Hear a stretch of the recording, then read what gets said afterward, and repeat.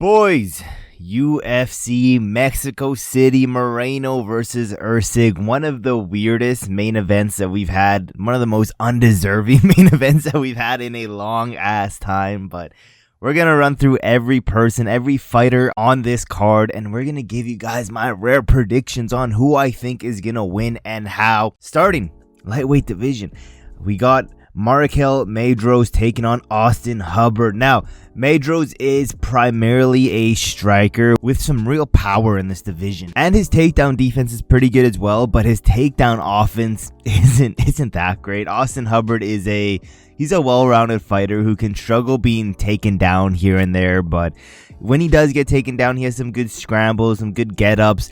But to be honest, I think on the feet, Mederos is going to be so much better than Austin Hubbard. Austin Hubbard can be a little bit flat-footed at times. I think we're going to have a very heavy decision card on Saturday. I'm going 29-28. Maybe the last round, the cardio isn't quite there and he starts to get pieced up on the feet. I don't know. I'm seeing a decision. I'm seeing Mederos get it done. Let's go down featherweight division. Jamall Emmers taking on Gabriel Miranda. Jamall Emmers is one of these wrestlers who learned how to be a very good striker. His takedowns aren't the best, which is pretty funny, but his takedown defense is pretty good. Miranda is a good grappler and one of these jiu-jitsu guys, but recently, especially recently, he's been one of these sub or bust type of fighters. Very annoying. And he doesn't have the greatest takedowns in the world either, but I just think round one is going to be very hard to watch. Miranda trying to go for these subs, not getting it. It's going to be a very boring fight. Round two, I see a KO. Miranda, he's not going to be able to get the sub on Jamall Emmers, and he has no chin. So round two, KO win, Jamall Emmers. Let's go down to the lightweight division. Rafa Garcia versus Vinc Pichel. Now, Garcia is a good grappler with some okay hands, but as of recently, this dude has been very inactive. He likes to break down his opponents using volume, using the little power that he has, and he does mix in some grappling here and there, where Vinc is a good in and out type of striker with some good movement. He picks his shots pretty well, and he does have some good offensive wrestling. However, his takedown defense is definitely one of the weaker parts of his game, plus he's also 42 years old. With that being said, Garcia has been very lackluster recently, and he did just get KO'd to Grant Dawson. Like, who gets KO'd to Grant Dawson? It's going to be very close. I think this isn't going to be the only robbery. I think we're going to have a few robberies this card for the Mexicans.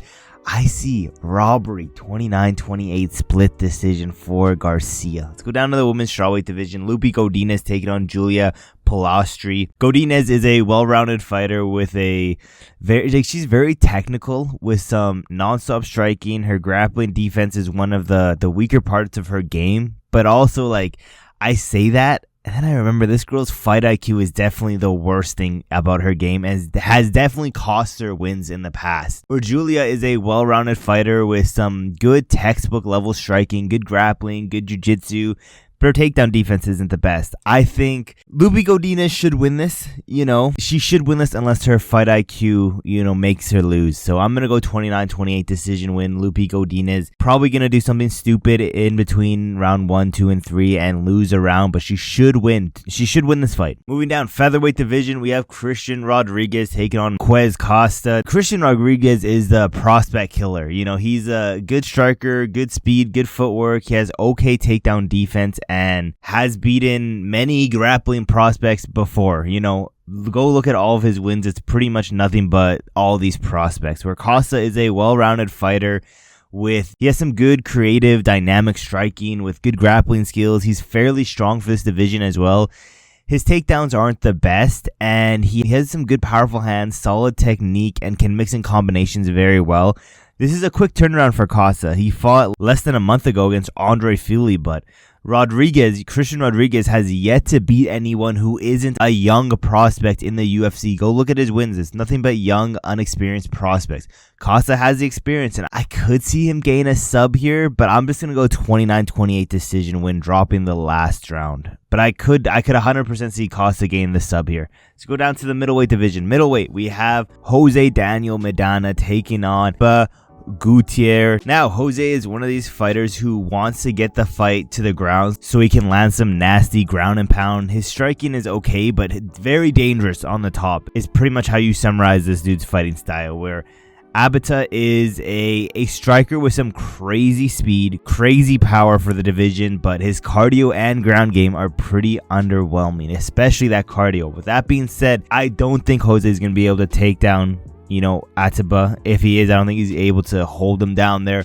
I think the speed, the power, I think all that, I think the being way better on the feet, I think we're looking at a first round KO win for Atiba, to be honest. And that's what I'm going with. First round, I'll say towards the midpoint, round 1 KO for Atiba. Let's go down.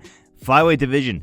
Edgar Chairez taking on CJ Vergara. Edgar Chairez is a well-rounded fighter with some pretty fast striking. He has okay takedowns. He has good BJJ. His striking defense is it's very bad. I'm not gonna lie. He can be hit way too much, where CJ Vergara is a high-pressure fighter with some clean textbook level boxing. He has some underrated knees, a good clinch game, but he's coming off a knockout loss. It wasn't the worst knockout loss, but still a knockout loss. Edgar had a good fight with Joshua Van. He hurt Joshua Van, and if he can hurt Joshua Van, I think he can hurt CJ Vergara. And the knockout that CJ had, it wasn't anything crazy. It was a TKO to the body, but he got dropped 4 times to the head prior to that in the first round. I'm going 29-28 decision for Edgar Chairez. I could see an early KO win, but I'm going 29-28 Edgar Chairez. Getting to this main card now. Flyweight division, Ronaldo Rodriguez, Kelvin Borjas. Ronaldo is a patient striker who likes to go forward, find his shots to finish the fight. He has a good chin. He's willing to take a shot to land a big hook. He has okay takedowns, where Kelvin is a good striker. He'll mix in some combinations pretty well. He has a good variety of different strikes, and his takedown defense is pretty good. I don't think Ronaldo's all that good, to be honest. Even in the Ode Osborne fight, he looked like garbage, but his toughness is what pretty much won him that fight. To be honest, I think Kevin's gonna win, but like I said, I'm sensing some robberies in this card. I'm seeing 29-28 robbery split decision Ronaldo Rodriguez. I do think Kevin's gonna win. Everyone's gonna say this is a robbery, but I think we're in, it's a Mexican themed card. We're gonna see some Mexican favoritism. Let's go down to bantamweight. David Martinez taking on Saimon Oliveira. David has, some good movement, good takedown defense, leg kicks, and some power, where Saimon is a good BJJ guy with some dangerous ground game. His striking, not very good at all. He bites on almost every feint that you throw, and this dude's been out for over 2 years now.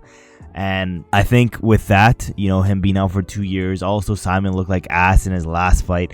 I think we got another first round KO here. David Martinez, first round KO. Let's go down. Also in bantamweight, we got Mr. Chiwiwi taking on Vince Morales. Now, Raul Rosas Jr., Mr. Chiwiwi himself has a good relentless pace to him. He has the ability to move forward with his wrestling, shoot, get the fight to the ground. He has good control once it does get to the ground, and to be honest, his striking does still need some work, and he has a decent chin, and so far, that massive chin is still held up, but sometimes he can be very reckless in his fights, but he has been improving every time we see him, where Vince Morales is an okay striker with okay boxing skills, but has a really good forward pressure game to him with good volume.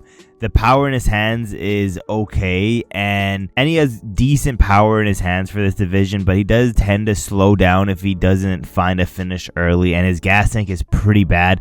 I think it's going to be a pretty boring fight, but either late second or sometime in the third round, Chiwiwi is going to find that submission. I'm going Raul Rosas Jr. by submission, either late round 2 or round 3. Let's go down. Kevin Gastelum versus Joe Pyfer in that middleweight division.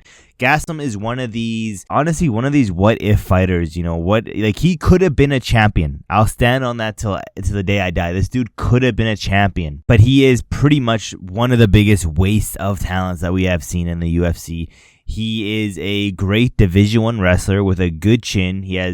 Doesn't have the most power, but he has some okay power. He mixes in everything very well, but he just heavily lacks any work ethic. That being said, Pyfer has some pretty crazy power for the division, as well as decent BJJ and some good pressure to break people. Now, I might be getting suckered into this, and I'm going to look like a retard after this, but my thinking is 29-28 decision. I think Joe Pyfer will be retarded and try to KO Kelvin Gastelum in round 1 and gas himself out, losing round 2 and 3. 29-28 decision win Kelvin Gastelum. I'm either going to be big brain or I'm going to look like a retard. Let's get into this. This is a co-main. Yeah, co-main event. Manuel, Torres, Drew, Dober, lightweight division. Torres is a well-rounded fighter with some dangerous striking and grappling skills. His striking may not be the most technical, but this shit is still dangerous as hell. He is very good at using his length in the clinch to get some sneaky submissions as well. Drew Dober is pretty much known for his durability and able to take a punch and land one of his own, but his chin is definitely not what it used to be. It's been used and abused at this point, and it's not what it used to be. Plus, I'm gonna say it because I know everybody is thinking it. Drew Dober only does good against certain skin tones. You know, racially motivated Drew Dober is a real thing. That being said, this is gonna be a simple one to break down. Manuel Torres, not black, round 2 KO. Simple as that. Let's get into this main event now. Flyweight division, Brandon Moreno, Steve Erceg. Again, one of the weirdest and one of the most undeserving main events that we've had for Steve Erceg specifically, but Brandon Moreno, a fairly well-rounded dude who has a non-stop pace, a good chin, and the ability to mix things up with striking takedowns very, very well, where Steve Erceg is a very skilled grappler who seems to... It's almost like overnight this dude has made huge improvements in his striking, but this dude's head game, pause, that was crazy, is like very little or non-existent.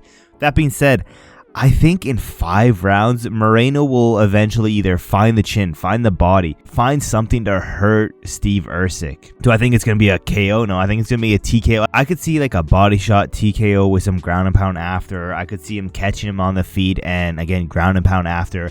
I don't think it's going to be a KO. TKO win, Brandon Moreno. And yeah, those are all the fights. Let me know what you guys think about UFC Mexico City, Moreno versus Erceg. And yeah, your boy is going to be on that grind again, posting every single day. So if you haven't yet, make sure you're subscribed with those post notifications turned on so you don't miss any of these videos. And yeah, thank you for watching to the end of the video, and I will see you guys in my next video.